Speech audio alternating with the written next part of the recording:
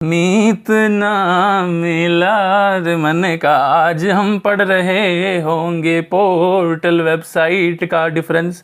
सबसे पहले डेफिनेशन के ऊपर हम पढ़ने की कोशिश करते हैं। डेफिनेशन क्या होती है पोर्टल की? सिक्योर ऑनलाइन प्लेटफॉर्म होता है, ठीक है, जो कि प्रोवाइड करता है पर्सनलाइज्ड इंफॉर्मेशन, ये इंपॉर्टेंट चीज है, ठीक है, services and resource to specific users after login. इसके अंदर जो सोशल नेटवर्क होता है उसका अधिक महत्व नहीं होता है, ये पर्टिकुलर किसी एक स्पेशल कैटेगरी के लोगों के लिए होता है पोर्टल।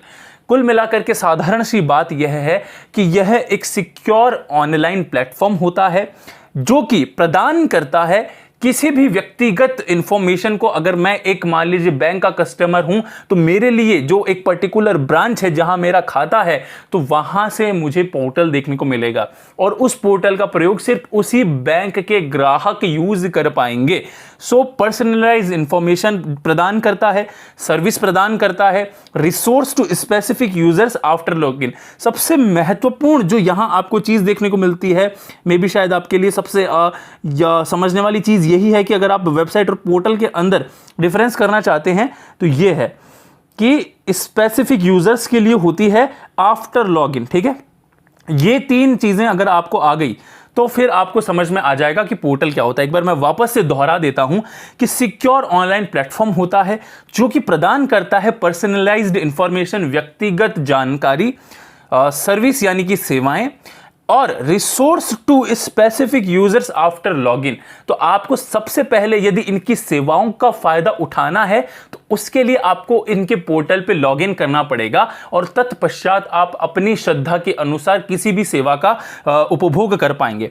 दूसरी ओर अब वेबसाइट क्या होती है? वेबसाइट की सबसे साधारण भाषा में अगर हम डेफिनेशन बताने की कोशिश करें तो यह तो सिर्फ कलेक्शन होता है वेब पेजेस का जो प्रोवाइड करता है information service to general public, ये सभी के लिए होता है, ठीक है। यहां पे स्पेसिफिक यूजर्स आया है, ये बात याद रखना कि यहां जर्नल पब्लिक है और यहां स्पेसिफिक पब्लिक है।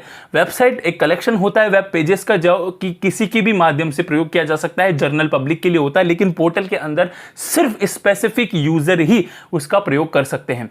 जैसे कि एक सबसे अच्छा उदाहरण सरकारी पेंशन स्कीम के अंदर जो वृद्ध लोग हैं, जो रिटायर हो चुके हैं, जो पर्टिकुलर सेवाएं दे चुके हैं, वही पोर्टल का प्रयोग कर सकते हैं, ठीक है। पर्पस क्या होता है? ऐसी जी भाई, पर्पस इसका होता है प्रोवाइड कस्टमाइज्ड सर्विसेज, ठीक है, एंड यूजर स्पेसिफिक कंटेंट।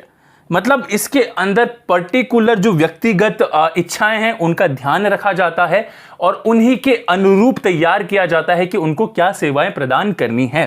वहीं दूसरी ओर यदि हम बात करें वेबसाइट की तो वेबसाइट प्रदान करती है जर्नल इंफॉर्मेशन और जो करती है प्रोडक्ट और सर्विसेज को प्रमोट, ठीक है। उसके बाद अगर हम लॉगिन रिक्वायरमेंट की बात करते हैं तो यूजुअली रिक्वायर यूजर लॉगिन, जो कि सबसे महत्वपूर्ण है, और ऑथेंटिकेशन तो आपको करना ही पड़ेगा इसके अंदर। तो ऑथेंटिकेशन बिना कुछ होने वाला नहीं है अगर आप पोर्टल के अंदर लॉगिन करना चाह रहे हैं तो। Usually does not require login to access basic content. Basic content के लिए आपको आवश्यकता नहीं होती है। याद रखिए पोर्टल में हमेशा ऑथेंटिकेशन की जांच की जाएगी, जबकि अमेजॉन पे अगर आपको कुछ खरीदना नहीं है तत्पश्चात भी कोई आवश्यकता नहीं है कि आपको लॉगिन करना पड़ेगा, ठीक है। कंटेंट पर्सनलाइज्ड और डायनामिक होता है, अर्थात ये सेलेक्टिव होता है। मैं आपको बताना चाहता हूं, अरे सो जा, हाँ। तो इसके अंदर कंटेंट जो होता है पर्टिकुलर ऑडियंस के अकॉर्डिंग होता है, स्पेसिफिक होता है, कैटेगरी के अंदर होता है, नीश का होता है। वहीं दूसरी ओर अगर हम वेबसाइट के कंटेंट की बात करें तो जर्नल एंड मोस्टली स्टैटिक और पब्लिक के लिए होता है, ठीक है। यूजर्स इसके होते हैं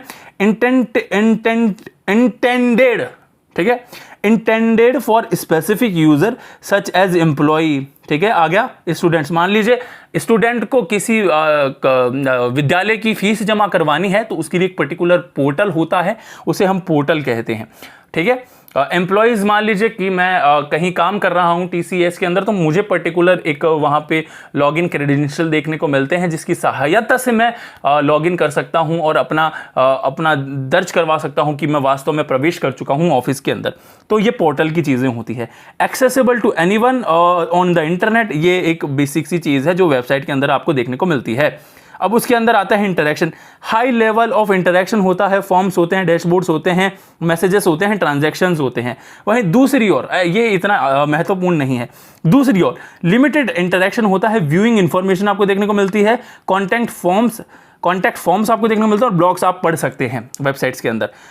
पर्टिकुलर जो पोर्टल्स होते हैं ना, वहाँ पे आपकी पर्टिकुलर सारी चीज़ें बनी हुई होती है।